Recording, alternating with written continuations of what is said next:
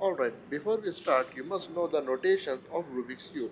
If you are a beginner and you don't know anything about the notations of Rubik's Cube, then I highly recommend you to check out my video,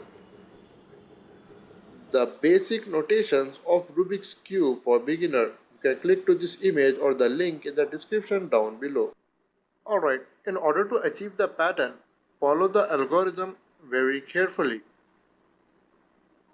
D twice, R twice, L twice, F twice, and in the end B twice. There you have it, the perfect mountains. If you like this video, be sure to check out my playlist for more awesome patterns like this.